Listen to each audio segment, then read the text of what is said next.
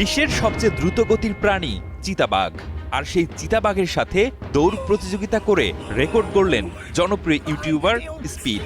তবে চিতাবাঘের সাথে দৌড়ে স্পিড কি জিততে পেরেছিলেন? দৌড়ের সেই ভিডিওটি অবশ্য পোস্টও করেছেন নিজের ইউটিউব চ্যানেলে। তারপর থেকেই চিতাবাঘের সাথে স্পিডের এই দৌড় নিয়ে সামাজিক যোগাযোগ মাধ্যমে চলছে নানা আলোচনা সমালোচনা। জনপ্রিয় কমেডিয়ান ইউটিউবার ড্যারেন ওয়াটকিন্স, যিনি মূলত তার ইউটিউব চ্যানেল আইশো স্পিড নামেই পরিচিত, কখনো গেম স্ট্রিমিং, কখনো ফুটবল মাঠ, কখনো বা রেসলিং সহ বিভিন্ন চ্যালেঞ্জিং কন্টেন্ট তৈরি করে বিশ্বব্যাপী জনপ্রিয় হয়েছেন স্পিড। এমনকি বিশ্বসেরা জনপ্রিয় ফুটবলার ক্রিস্টিয়ানো রোনালদো তার সমর্থক। আর এবার তিনি করলেন আরেক অসম্ভব কাজ। চিতাবাঘের নাম শুনলে আঁতকে ওঠে অনেকের মন, কখন জানি আক্রমণ করে বসে। আর সেই চিতাবাঘের সাথে দৌড়ে নিজেকে